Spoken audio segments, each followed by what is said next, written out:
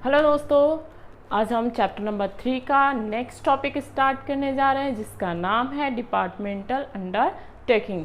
हमने पढ़ा था टाइप्स ऑफ प्राइवेट सेक्टर, जिसमें 3 टाइप्स होते हैं: departmental undertaking, स्टेटरी corporations, government company. इसके बाद हम पहला देखेंगे डिपार्टमेंटल अंडरटेकिंग। डिपार्टमेंटल अंडरटेकिंग क्या होता है? जो हमारा मिनिस्ट्री होती है वो काम करती है डिपार्टमेंट्स में, ठीक है, अलग अलग डिपार्टमेंट्स में। जैसे फाइनेंस मिनिस्टर हो गए, फाइनेंस के डिपार्टमेंट्स में काम कर रहे हैं। रेलवे मिनिस्टर हो गए, रेलवे डिपार्टमेंट्स में काम कर रहे हैं, ठीक है।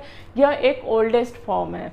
अब सरकार ही मिनिस्ट्री होगी और मिनिस्ट्री के ही डिपार्टमेंट्स होंगे।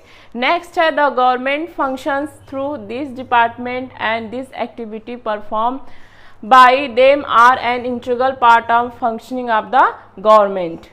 जो हमारे सरकार है इन्हीं डिपार्टमेंट्स के मदद से परफॉर्म करती है, काम करती है। जितना अच्छा ये डिपार्टमेंट्स काम करेंगे उतना अच्छा गवर्नमेंट का परफॉर्मेंस होगा। इसके बाद they have not been constitutes and autonomous are independent institutions and such are not independent legal entity. ये कोई इंडिपेंडेंट इंस्टीट्यूशंस नहीं होते हैं, ये गवर्नमेंट के अंदर काम करते हैं, इनकी कोई सेपरेट लीगल एंटिटी नहीं होती है। They act through the officer of the government and employees are government employees।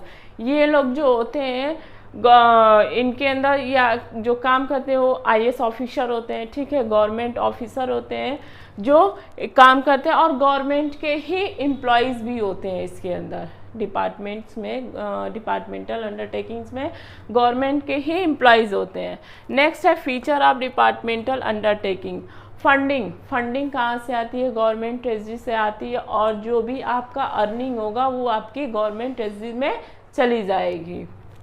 Accounting and audit rule, जो हमारी गवर्नमेंट्स की रूल होगी उसी को हम फॉलो करेंगे, उसी रूल रेगुलेशन के हिसाब से हम अपने काम को करेंगे और चलेंगे।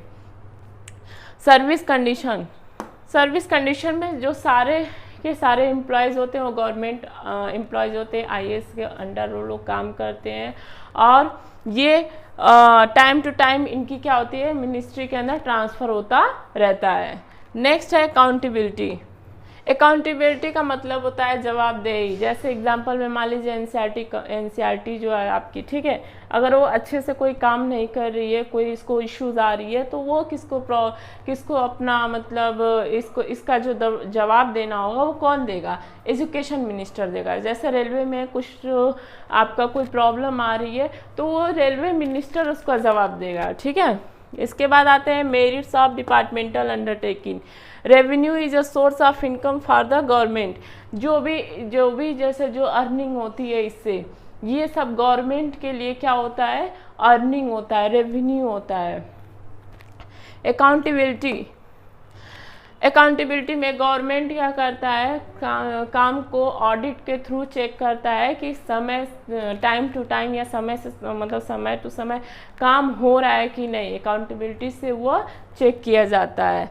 नेशनल सिक्योरिटी, इसमें आपका नेशनल सिक्योरिटी में मतलब आपके नेशंस की सिक्योरिटी की बात की जा रही है, जहाँ पे आपकी नेशंस की सिक्योरिटी हो, ठीक है। और गवर्नमेंट डिपार्टमेंट्स में क्या होता है कि आपका जो लीकेज होती है, जो इन्फॉर्मेशन लीकेज होती है वो बहुत कम चांस होता है लीकेज होने का। पब्लिक सेक्टर में थोड़ा ज़्यादा होता है, पब्लिक सेक्टर में डर होता है,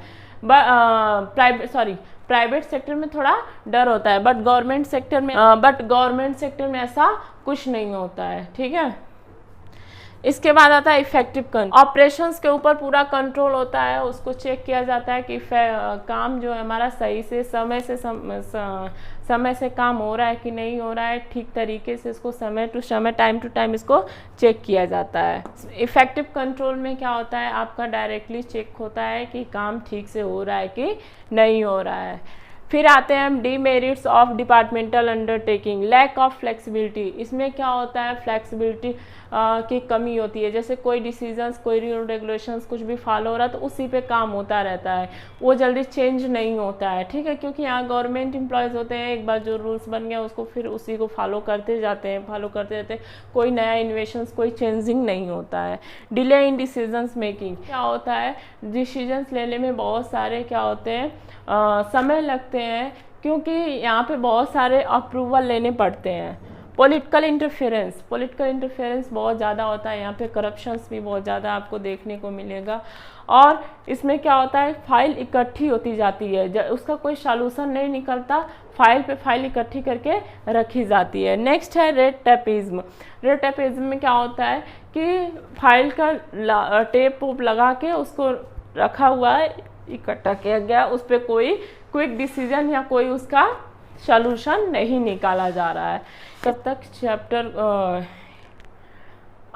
तक इस टॉपिक को रिवाइज कीजिए, हमारे चैनल को लाइक कीजिए, सब्सक्राइब कीजिए, शेयर कीजिए। Thank you so much.